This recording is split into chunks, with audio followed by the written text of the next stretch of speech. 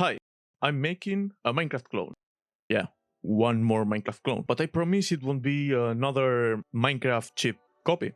I want to make a unique game, a mix between sandbox survival, RPG, roguelike game, something like that. I decided to delete my previous project, which I made with Unity for obvious reasons, and I'm starting from scratch, making my own voxel engine using OpenGK, which is a low-level wrapper of OpenGL in C#. Let's start from the beginning. Minecraft worlds are made out of cubes, so we first must render a cube. In order to do that, we must render 6 faces. Each face is a quad, and we can see a quad as 2 triangles, like this. We send to the GPU the vertex positions and how they combine together to make a triangle. But we want cubes that get affected by lights and that have textures, just like Minecraft has. To do that, we also must send to the GPU a normal vector for each vertex and the texture coordinate. You can see a normal vector as the direction of light when being reflected from the surface. Putting that together and writing a basic shader, we get a cube. I said a cube. There we go. But a Minecraft world has millions and millions of blocks. Let's then do the same, but millions of times. Pretty easy, right? Well, not really. Rendering lots of cubes separately is not really efficient, because doing a lot of draw calls is really bad for performance. We have to do it a little bit more cleverly. So we will divide the world in chunks. Those that have played Minecraft before will be familiar with the concept of chunk, but for the people that don't know, a chunk is a group of blocks. So the world becomes a group of chunks. This still doesn't fix the issue, of course, because millions of blocks are being rendered anyways, but the player can't really see the ones that are far away, so we don't need to render them. What we will do is, instead of rendering all the chunks of a world, we will only render the ones around the player. This way, we get an infinite world without blowing up the computer.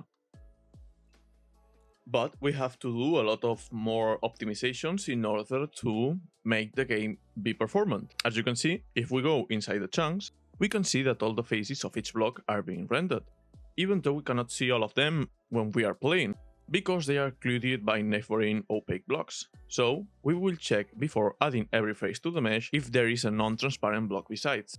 This reduces a lot of the non-important information sent to the GPU. Now, as you can see, our chunks are still visible, completely, but without having non-visible faces rendered. Now, there are still some problems to fix. One of them is the RAM usage. We are currently using 7 GB, which is a lot. That's because each chunk is 32 by 256 by 32 blocks. And what we are doing now is to store all the blocks in a 3-dimensional array. But this is not the best way, as the chunks have a lot of air blocks above the terrain, which is occupying unnecessary space in memory. We can see an air block like an empty block, and we don't want these empty blocks to occupy that much memory. So what we will do is to split the chunks in subchunks of 32 by 32 by 32 blocks.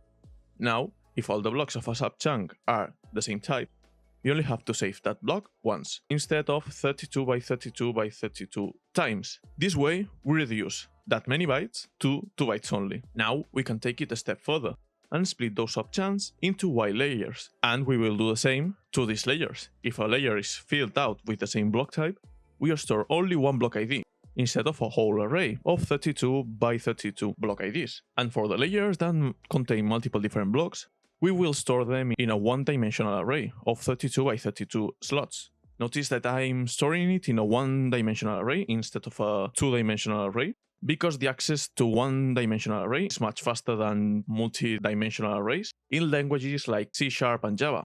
I won't explain why in detail, but you can find a link in the description of a Stack Overflow post if you are curious about it.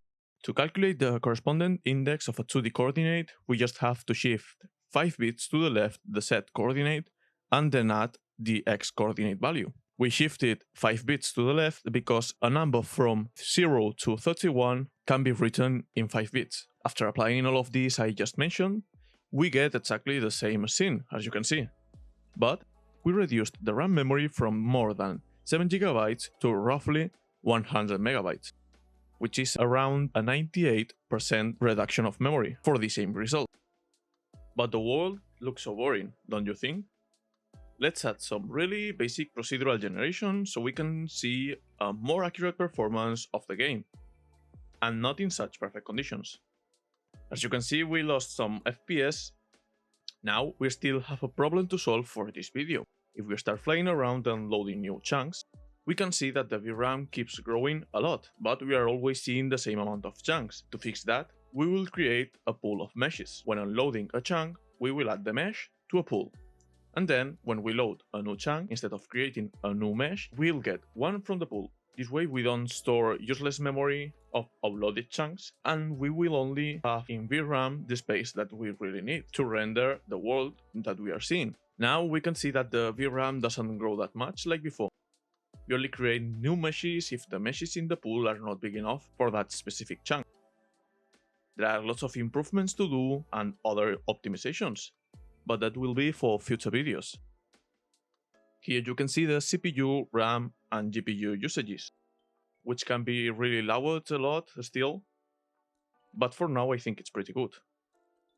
Just a little clarification, I will maintain the style and the goal or scope of my previous project, but this time using a voxel engine. As I have to make my own voxel engine, it will take a bit more time than expected, but I think it will be worth it at the end, as I can achieve more performance and also I'm not dependent of the decisions of others.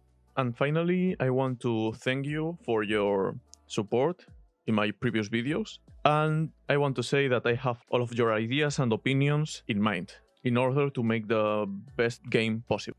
Please consider subscribing to my channel and following me on Twitch, because I will be posting updates more frequently. And yeah, see you in the next video.